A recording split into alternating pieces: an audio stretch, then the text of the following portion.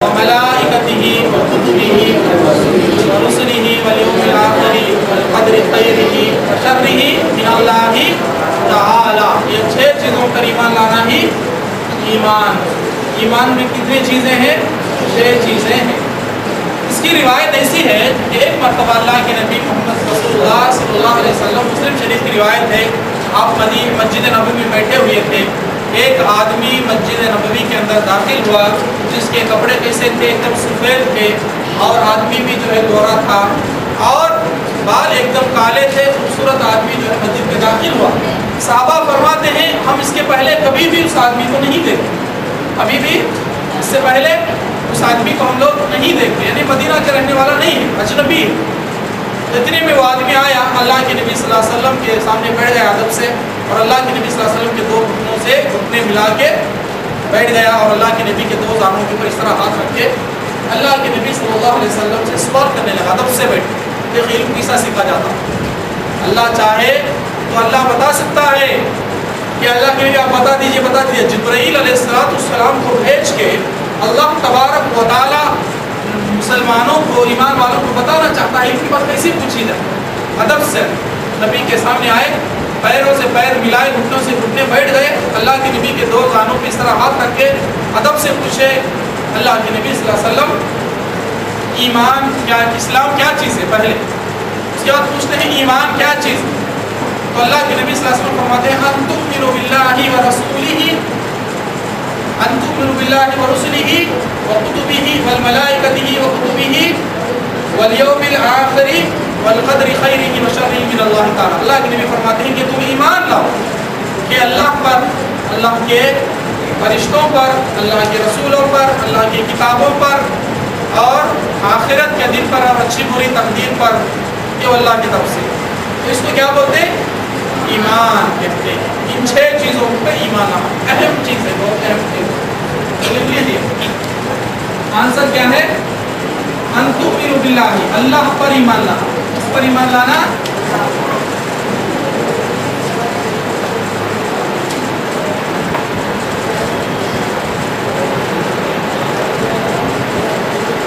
اس کے بعد دوسری چیز وملائکتہ، اللہ کے ملائکوں پر ایمان لانا. فرشتے چھوڑ دیجئے، جو لفظ قرآن میں ہے وہی بولیے. یہ فارسی لفظوں کو چھوڑنے کی کوشش کیجئے. بریکٹ میں ہونا ہے تو لکھ لو کہ فرشتوں پہ، ملائکوں پہ ایمان لانا.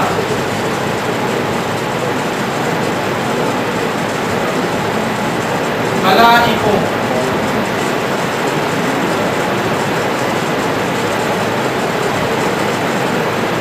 ایمان لانا. سمجھ میں آیا؟ اگر آپ کو ملائک کنفیوز ہے تو بریکٹ میں لکھ لو فرشتوں پر. اس کے بعد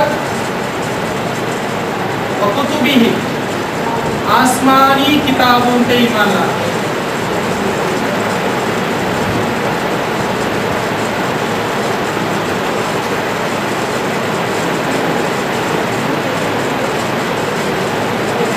اس کے بعد ورسولہ،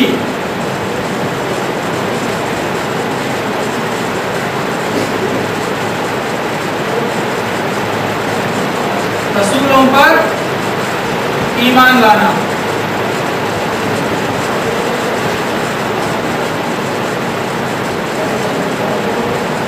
اور آخرت پر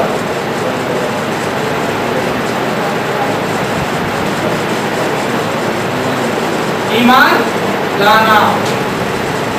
اس کے بعد آخری کیا ہے؟ اچھی بری تقدیر پر، مطلب اچھی اور بری تقدیر اللہ کی طرف سے ہونے پہ ایمان لانا.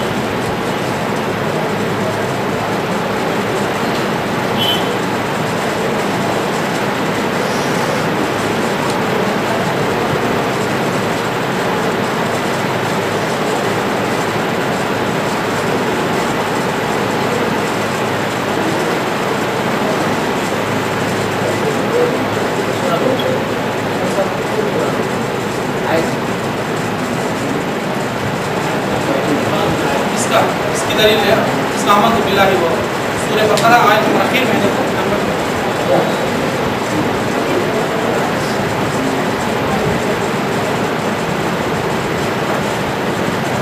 یہ حدیث مسلم شریف کے اندر ہے. 6 چیزیں.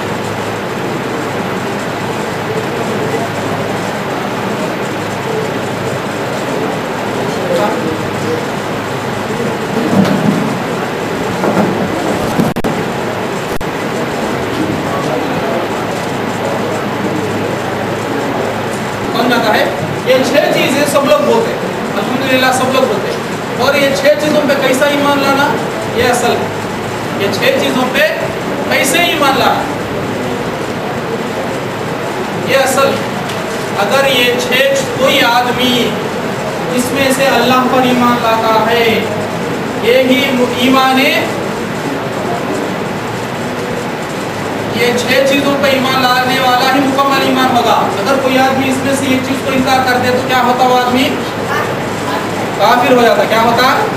کافر ہو جاتا. مثال طور پہ کوئی آدمی اللہ پہ ایمان لایا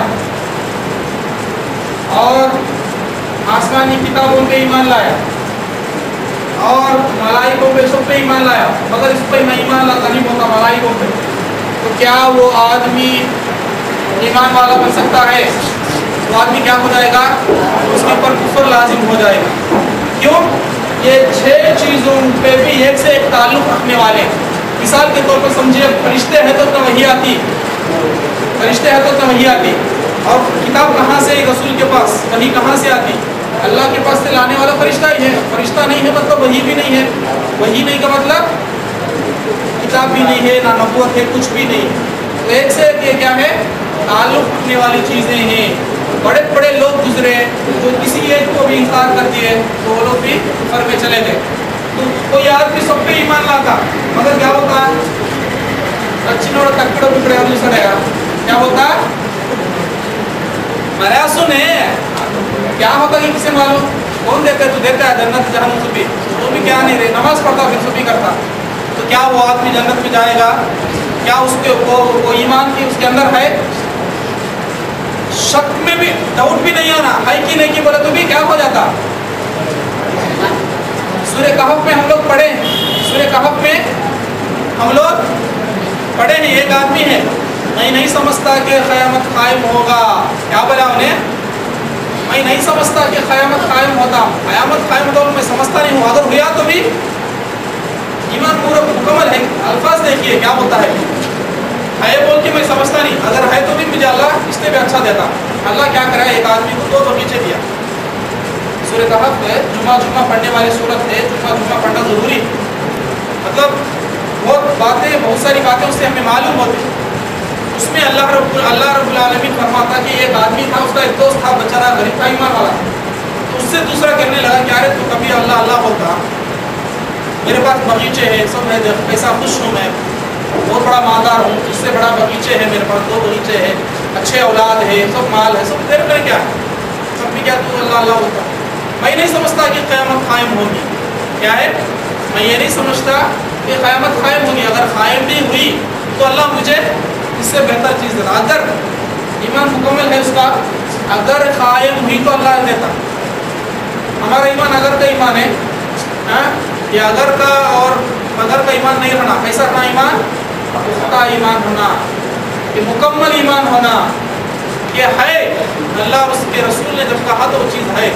مکمل جو ہے ایمان ہونا چاہیے، جیسے ابو بکر صدیق رضی اللہ تعالیٰ عنہ کا ایمان تھا. تو وہ آدمی، تو کیا ویسا آدمی، تو آدمی نے کہا کیا تو اکفرت بالذی من خلقک تراب ثم من نطفۃ ثم سواک رجلا. کیا تو اس رب کو انکار کر رہا ہے؟ حالانکہ اس نے نہیں کہا کہ اللہ نہیں ہے. کیا بولیا؟ اس کو انکار کیا، آخرت کو انکار کیا. تو جو دوسرا بھائی کیا بول رہا ہے؟ کیا تو اس کو انکار کر رہا ہے کہ جس نے تجھ کو مٹی سے پیدا کیا اور تجھ کو انسان بنایا؟ کیوں اللہ کو دوسروں کو شریک کر رہا؟ اگر کوئی آدمی اس کا بھی انکار ہو جاتا ہے تو وہ آدمی کیا ہے؟ کفر کے اندر ہے. اگر کوئی آدمی تقدیر کی انکار کرتا ہے تو وہ بھی جو ہے، علماء آئیں گے انشاءاللہ، وہ لوگ بتائیں گے کہ اس کو انکار کرنے والوں کو کیا بولیں گے، کون سے فرقے میں، اس کو انکار کرنے والے کون سے فرقے میں ہے، اس کو انکار کرنے مختلف، اس کو فرشتوں کو انکار کرنے والوں کو کیا بولتے ہیں، مختلف چیزیں جو ہے سمجھائیں گے انشاءاللہ. ہم یہ سیکھیں گے کہ ان کے اوپر کیسے ایمان لانا. یہ آج کا جو ہے درس رہے گا انشاءاللہ.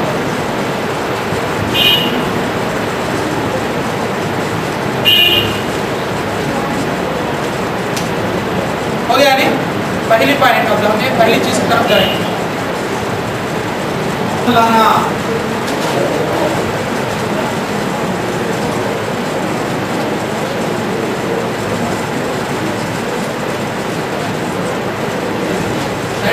अल्लाह पर ईमान। अब हमें 6 चीजों के बारे में सीखेंगे कैसा ईमान।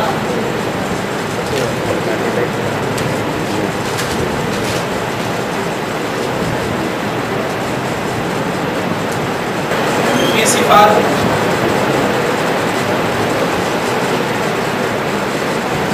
अल्लाह पे ईमान लाना। अब बोला, आप लोग बोलो कैसा ईमान लाना अल्लाह पे।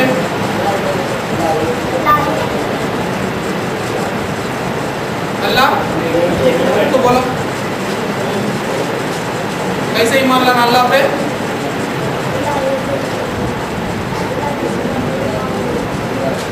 सुभान अल्लाह, अच्छी बात है, सुभान अल्लाह। तो एक डेफिनेशन बोलते हैं। तो अल्हम्दुलिल्लाह ये लड़का बोल रहा है कि अल्लाह एक बोल के ईमान लाना। सही, अल्लाह क्या बोल के ईमान लाना, एक बोल के ईमान लाना, और अल्लाह के सिवा कोई माबूद नहीं बोल के भी ईमान लाना। सही बात है अल्हम्दुलिल्लाह। और वेरी गुड बेटा,